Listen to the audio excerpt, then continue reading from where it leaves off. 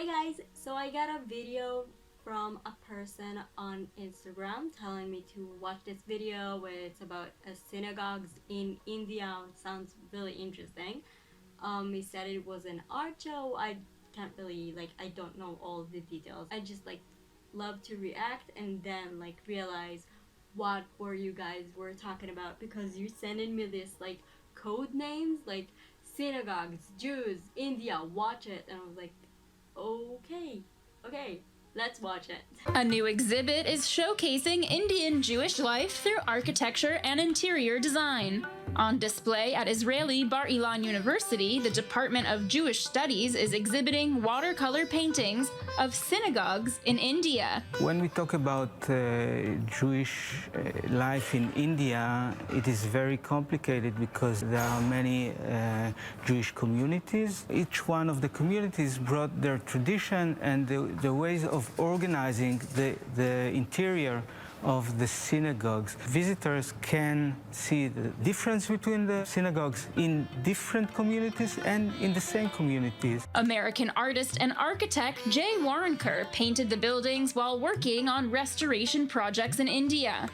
The exhibit in Israel shows off 4 unique Jewish Indian communities: Baghdadi, B'nai Israel, B'nai Ephraim, and Cochin, with each group bringing its own special flair. As we can see in this painting, there are 2 bimot. The Torah is read from the 2 bimot. On Monday and Thursday, it is read from the women's section, and we don't find this custom in any other Jewish community in the world. The exhibit was brought to Bar Ilan with the help of the Indian Jewish Heritage Center in Israel, with the hopes of showing Israelis more about Jewish Indian life. India was the only place in the world where Jews didn't suffer any anti-Semitism. It means that our synagogues flourished.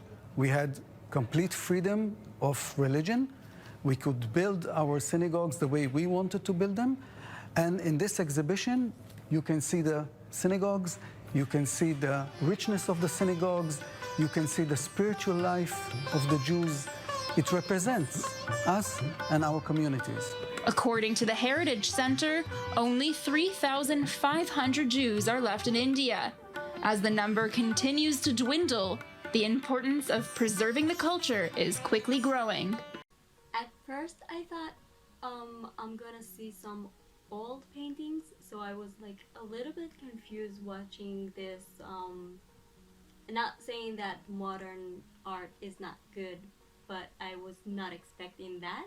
It was also really interesting to see them talking about a different type of Jews, because a lot of people asking me, what do you look like?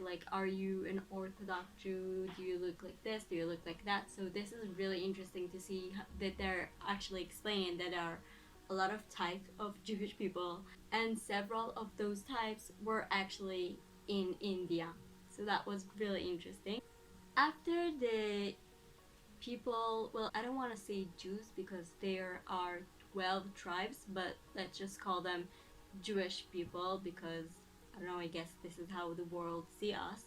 So after we've been forced to leave the old Israel, every time we went to a different country, we suffered from harassment about our religion, about our faith, about our God, about everything.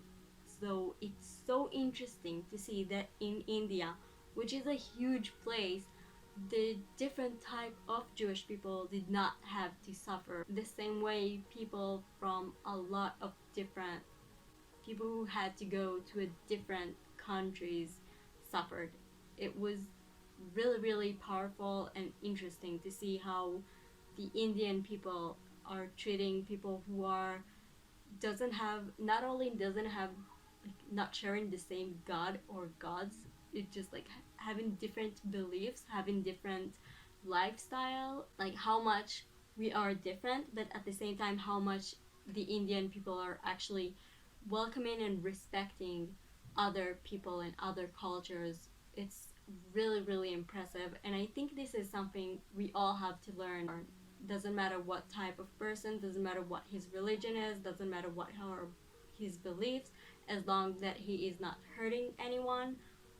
We have to make sure he is, you know, feeling safe. It's just like be a person. Now, as much as I love India and I love India, we have to remember that the Jewish people there that came to India are there because they've been forced to leave the old Israel. We had to leave our home, and right now we have Israel, we have our home. And I do understand their pain. I understand that you created a new tradition and a new ways to live your life in India. But again, Israel is our home. The only reason we are in India, the only reason that there is Jewish people in India is because we've been forced to leave our home, and right now we have that home again. So I don't know like what to say. I mean, thank you India for your hospitality, but right now a person needs to go back home. I don't know. I know it sounds weird, but it's just like how I feel about all the Jewish people living all around the world.